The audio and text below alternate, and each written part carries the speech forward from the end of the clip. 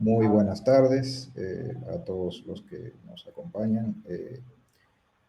Hoy les voy a tratar un tema bien interesante del cual estoy muy emocionado, que es trabajando con máquinas de estados en .NET. La verdad es que aunque dicen .NET, la presentación está hecha para que comprendamos el concepto de máquinas de estado. Pero antes de todo, eh, mi nombre es Randy El Rosario. Soy cofundador de la comunidad .NET Dominicana. También tengo mi startup CrossGeeks, que nos dedicamos a desarrollo de software. Y también colaboro bastante en la comunidad a través de mi blog samboy.com. Inicialmente íbamos a dar la charla Charlene Agramonte y yo, pero no fue posible, así que estoy en representación de los dos. Lo primero es comprender sobre la máquina de estado, por eso decía que esto es un patrón y no importa el lenguaje o framework que estemos utilizando, este patrón se puede utilizar independientemente. Y esto es algo importante que quiero resaltar, por eso aquí vemos en este slide varias opciones, entre estas para Kotlin, Flutter, Java, JavaScript. O sea que aunque el ejemplo lo voy a hacer en .NET, hay diferentes opciones, incluso uno mismo puede implementar su propia patrón de máquina de estado, pero hay librerías que ya manejan esto bastante bien. Así que no importa el lenguaje, los conceptos que vamos a ver hoy se aplican para cualquier lenguaje. Primero, ¿qué es una máquina de estados? Bueno, una máquina de estados es un paradigma para el desarrollo de software en general que proporciona un estilo de trabajo que es orientado en eventos. Es decir, nosotros nos basamos en definir los diferentes eventos que tiene nuestra aplicación y cómo se relacionan estos eventos para construir el flujo completo de nuestra aplicación. Acá el ejemplo que voy a utilizar, yo hice este clon de Uber hace un tiempo y precisamente para este evento quise refactorizarlo utilizando una máquina de estados de tal forma que cada paso que realiza la aplicación sea controlado por la máquina de estados. Ahí está el repositorio, si quieren ver más detalle, pero en esencia, este GIF muestra lo que hace. Es bastante sencillo, no está haciendo nada muy calculado, porque lo que quería era representar simplemente que pase de un paso a otro, y ahí podemos ver los diferentes pasos. Ahora vamos en un poco más detalle cómo fui construyendo esto. Lo primero es que identifiqué los diferentes pasos que tiene la aplicación de Uber para hacer el clon en .NET. Obviamente esto no es un clon completo de Uber, solamente literalmente pasa de un paso a otro, pero no es una aplicación, ¿verdad?, que replica todo el funcionamiento que tiene Uber. Acá podemos ver que definí 5 estados, que son el estado inicial, que es el estado donde ves simplemente los writes disponibles, hacia dónde vas, puedes marcar, y también algunos lugares recientes o cercanos. En el otro estado dice Searching Origin, porque es para establecer el origen, el punto desde donde te van a hacer el pick-up. Searching Destination para decir a dónde vas, y Choosing Ride para elegir el ride que vas a querer solicitar. Igual Confirm Pickup a la hora ya de confirmar el ride en sí. También hay otros estados, estos no los llegué a definir, pero simplemente para el ejercicio de la máquina de estado también puse los diferentes otros pasos que realiza la aplicación de Uber, que sería Showing Uber Pass, Showing Healthy Measures, Assigning Driver, Trip in Progress y Trip Completed. Como pueden ver, lo que hice fue cada paso, como quien dice, lo definí como un estado. Lo vi de tal forma. Cada paso representa un estado. Entonces, como cada paso representa un estado, una buena forma de representarlo sería a través de un enum que indique cada uno de estos estados en los que puede estar nuestra aplicación. Y eso fue lo que podemos ver acá. Pero, ¿qué sucede? Esto es lo que típicamente vemos cuando queremos manejar diferentes estados. Si no usamos un determinado patrón como el de la máquina de estado, vemos un montón de if y else. La verdad es que esto no se ve muy bonito, muy, vamos a decir, mantenible, muy a largo plazo. Imaginémonos que caemos en 20 estados, vamos a tener 20 if, y lo que hace es simplemente un código cada vez más espagueti, podríamos decir, porque llega un momento que esos if y esos else se vuelven inmanejables y no sabemos en qué estado está o qué hace tal estado. O sea, es muy difícil de localizar y muy poco controlable lo que pasa cuando pasa de un estado a otro. Un mejor approach es a través del patrón de máquina de estado, ya sea usando una librería de la que esté en el lenguaje que ustedes estén utilizando, o usando el propio patrón de State Machine, implementándolo como un custom implementation, podemos describir cada uno de estos estados y qué es permitido en cada uno de estos estados. O sea que se vuelve más una forma declarativa. ¿Qué yo puedo hacer en determinado estado? Y una vez haga esto, ¿a qué otro estado puedo pasar? Esto es mucho mejor que los if que teníamos anteriormente, ya que, como pueden ver, es muy fácil, solamente con yo ver el código, saber qué está pasando en un estado o en otro. Es bien descriptivo, se puede leer. A diferencia de cuando tenemos todos los if, ¿no? Que es un poco más complejo. Entonces, empecemos con lo básico. Mencioné los estados, pero hay otro componente importante que son los triggers. Los triggers son la forma en que nosotros podemos pasar de un estado a otro. Aquí vemos tres cajas: work, home y bed. Estas representan los estados en los que podemos estar, ya sea trabajando, en la casa o en la cama. ¿Y cómo puedo pasar del estado trabajar al estado home? Bueno, tomando un tren. Esto es lo que representa el trigger. Cuando vemos acá en el estado home, ¿cómo puedo pasar a la cama? Bueno, sleep sería el trigger para pasar a la cama, y asimismo de bed a home sería wake, despertarme. Y para volver al trabajo, vemos que debo de tomar un tren, así paso de home al estado de work. Es decir, que estas rayas que tenemos acá es lo que representan los triggers. Y fíjense que van en una sola dirección, porque lo que está estableciendo aquí es que del trabajo yo solamente puedo pasar a home. Fíjense que no puedo pasar directamente a bed. Y esto es lo que podemos resumir como un gráfico de máquina de estado, porque hay acciones que yo tengo permitidas para poder pasar a un determinado estado, y hay acciones que no puedo realizar en ese estado. Por ejemplo, del trabajo yo no puedo llegar a bed directamente, sino que tengo que pasar al estado home, que sí tiene una acción permitida de sleep. Esto es muy bueno porque vemos que la máquina de estado nos da cierta restricción de qué se puede hacer en un estado, cosa que siempre queremos, porque al final queremos establecer reglas en cada paso para que solamente, dadas esas reglas, sea que podamos pasar al siguiente paso. O sea que es una forma organizada de tener nuestro código. Entonces, ya que tenemos un enum que representa los estados, así debemos de tener también un enum que represente los triggers. Y no necesariamente van uno a uno, como vimos en el ejemplo anterior. Puede ser que en la mayoría de los casos sí, por cada estado tenemos un trigger, pero puede ser que hayan triggers que puedan ir a diferentes estados, un mismo trigger.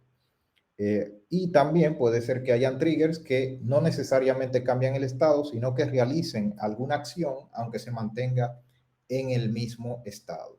Es decir, que el trigger es el disparador y el estado es básicamente en qué paso yo estoy en el momento. Entonces, ¿cómo trabajamos con máquina de estados en .NET? En el caso de .NET, hay una librería que se llama Stateless, que es bastante robusta para manejar el concepto de máquinas de estados. Para crear una máquina de estado utilizando esta librería, lo primero es que debemos de especificar acá el tipo del enum del estado, el tipo del enum del trigger, y acá establecemos cuál es el estado inicial, poniendo el valor del enum con el estado que queremos iniciar. Esto es muy interesante porque si nosotros tenemos toda nuestra lógica en una máquina de estado, imagínense que yo hasta pudiera persistir el estado de la aplicación, de tal manera que yo cierro la aplicación y solo con persistir este enum, ya yo sé exactamente en qué estado está la aplicación. ¿Cómo entonces configuramos cada estado? Bueno, primero utilizamos el método configure, donde decimos, este es el estado que quiero configurar. En este caso, el estado inicial. Lo siguiente es que hay un método acá que dice onEntry. Este método lo que indica es qué va a pasar cuando entremos a este estado.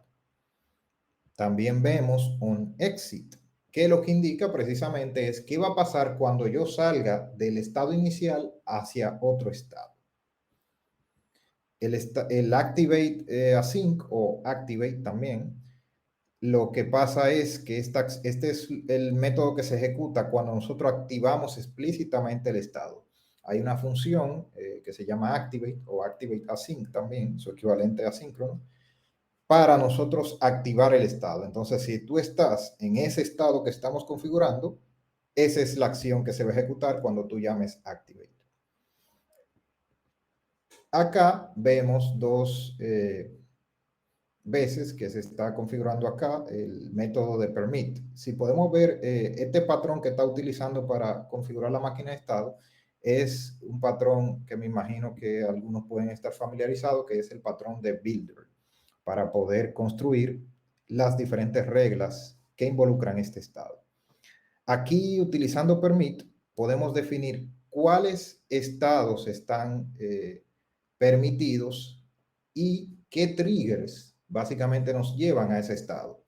Es decir, que desde inicial yo solamente puedo pasar a dos estados, Searching Destination o Calculating Route. Y tiene que ser a través de estos dos triggers. Yo no puedo pasar a ningún otro estado de los que tenemos definidos en el enum, pues solamente estos estados están permitidos. También tenemos Permit If. Permit If, básicamente, aparte de que establecemos que este estado está permitido y este trigger es quien nos lleva a este estado, también nos permite establecer una condición que no solamente si yo disparé el trigger, sino más bien también, aparte de que disparaste el trigger, se cumple con la condición de que tiene coordenadas de origen. Bueno, si tiene coordenadas de origen, entonces sí puedo pasar al estado calculating route. Si no, no es posible. Para eso es permit if, para establecer una especie de guard. Permit reentry lo que hace es que nos permite a nosotros regresar al mismo estado. Si nosotros queremos a través de un trigger regresar a ese mismo estado, podemos utilizar el permit reentry. Si no, no vamos a poder regresar a este mismo estado. Eso podría pasar cuando nosotros quizás disparamos alguna acción y queremos hacer algún tipo de procesamiento, pero queremos regresar a este mismo estado. Bueno, en ese caso podemos utilizar algo como permit reentry. Tenemos también lo que son los internal transitions. Las transiciones internas son acciones que no cambian el estado, sino que son cosas meramente transitorias. Por ejemplo, aquí vemos en la izquierda que estamos seleccionando este Uber y cuando le damos vemos el detalle y la información de este tipo de Uber, el precio y bueno, vemos más información, un poquito más en grande y en otra vista, pero al final mantiene exactamente el mismo estado. Lo único que me está mostrando es una información. Por eso, y para ese caso, utilizamos un internal transition para a través de un trigger, card detail en este caso, podemos mostrar este detalle sin alterar el estado en el que estamos. También tenemos lo que es el manejo de parámetros. Muchas veces cuando entramos a un estado en específico, queremos procesar algunos parámetros, no queremos simplemente disparar un trigger y pasar a un estado, sino que aparte de disparar el trigger, necesito realizar alguna acción y luego pasamos al estado. Por ejemplo, en este caso, para calcular la ruta, debo de obtener los detalles del lugar y luego entonces cargar esta ruta. Esto lo podemos hacer definiendo un onEntry o un onEntry async, en dado caso de que sea un método asíncrono. Y acá podemos ver la definición de este trigger. Básicamente, utilizando la función setTriggerParameters, podemos establecer cuál es el tipo del parámetro que va a recibir cuando se dispare este trigger. Y ya para disparar el trigger, si vemos debajo, a través de FireAsync, esta misma instancia del trigger, le podemos pasar el parámetro y así puede procesar una función con parámetros cuando se dispare este trigger. Para activar la máquina de estado, que fue algo que mencioné anteriormente, podemos utilizar este método activateAsync, de tal forma que si yo estoy en un determinado estado y el activate está definido, entonces se da esa función que yo tenga asociada al activate. Para cambiar de un estado a otro y hacer que se respeten todas las reglas que definimos en la máquina de estado, es tan simple como tener un if. Puedo, a la máquina de estado le preguntas básicamente, ¿puedo disparar este trigger? Si puedes disparar este trigger es porque está permitido en el estado actual en el que estás. Es decir, que todos esos if que teníamos en un slide anterior se reducen simplemente a esta comparación. ¿Puedo disparar el trigger? Si lo puedo disparar, entonces lo disparo. Pero si no, no puedo pasar al estado anterior. De hecho, si no tenemos este if y tratamos de dispararlo, lo que sucede es que lanza una excepción indicando que no podemos pasar a ese estado, pues no está permitido. Por eso es el if para evitar la excepción y simplemente que no realice la acción si no está permitida. Acá está el resultado final, quizás no se ve porque está un poquito pequeño, pero la idea es que nos queda la configuración de cada uno de los estados y qué está permitido en cada uno de estos, de tal forma que nuestro código se reduce a esto, a definir estados. Se vuelve un código descriptivo y que es muy fácil de mantener o de cambiar cualquier paso en específico. Es decir, que todo está controlado por este código. Todas las gestiones, todas las transiciones, todos los pasos, los cambios de un paso a otro, está definido por este simple código. En vez de tener un montón de if y no saber en qué estado estoy exactamente, con este código podemos lograr eso. Entonces, ventajas de utilizar máquinas de estado. Antes de eso, voy a ver si hay alguna pregunta. Hasta ahora no.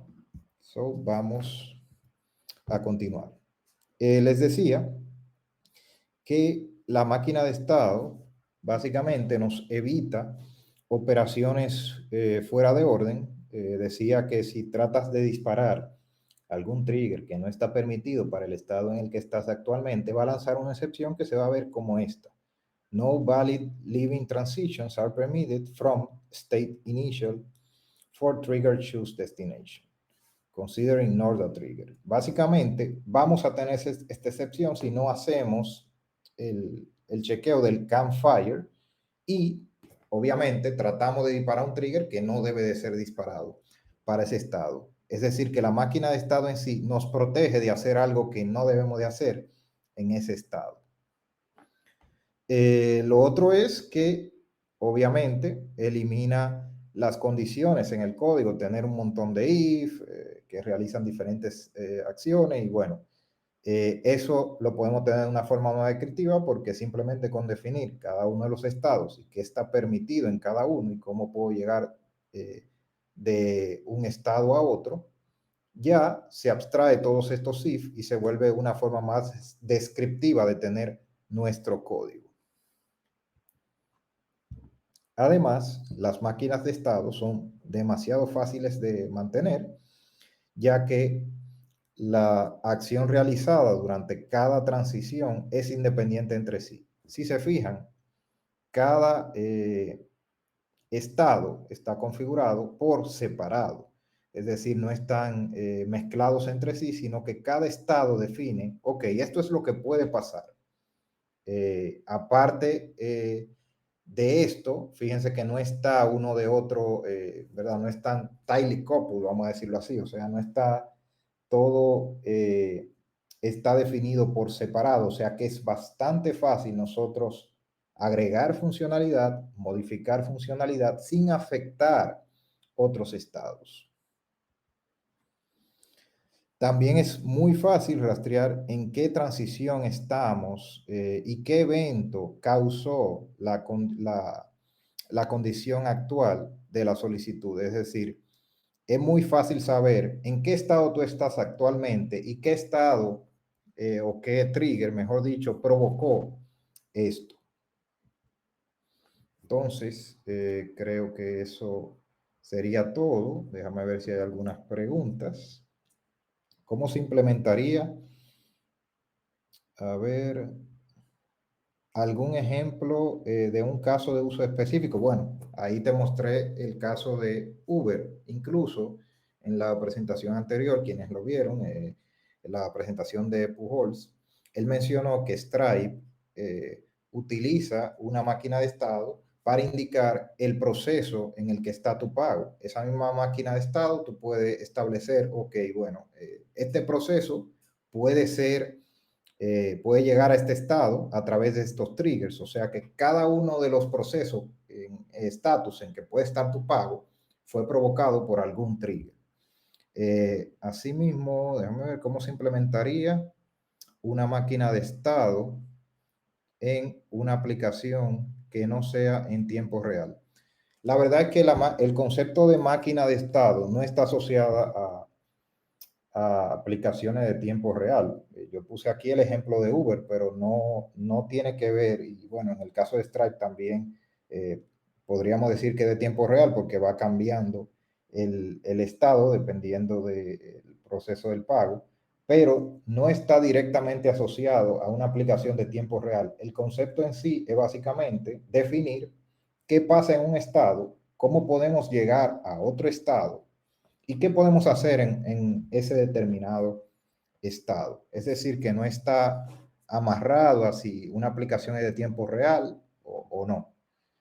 Y no importa tampoco en qué lenguaje esté en sí la aplicación realizada, ni el tipo de aplicación. Esto aplica para cualquier tipo de aplicación. Siempre y cuando nosotros veamos una, eh, vamos a decir, una aplicación que tenga diferentes pasos o diferentes o traquee un determinado estado, definitivamente podemos aplicar este patrón sin problema. Bueno, un caso muy de la vida real, obviamente también es de tiempo real, lo que pasa es que muchas veces esas aplicaciones de tiempo real se, vamos a decir, se acomodan mucho a usar este patrón, pero no es exclusivo de aplicaciones de tiempo real. Por ejemplo, yo podría construir un to-do list con una máquina de estado y eso no es una aplicación de tiempo real, simplemente con definir las interacciones de, por ejemplo, cuando vas a agregar, eso sería un internal transition porque no quiero afectar el estado actual, el estado de cuando tiene datos, todo eso lo puedo manejar con una máquina de estado. Pero un ejemplo, por ejemplo, de la vida real, que se acomoda mucho a una máquina de estado, es cuando pides una pizza. La pizza pasa por varios procesos y dependiendo de estos procesos hay cosas que están permitidas y no, obviamente. Entonces, tú puedes definir todo el proceso de cómo se va haciendo la pizza y qué está permitido en cada uno de estos procesos, básicamente. O sea que diría que no es exclusivo de aplicaciones de tiempo real, pero se ajusta bastante para aplicaciones de tiempo real. No sé si hay otra pregunta.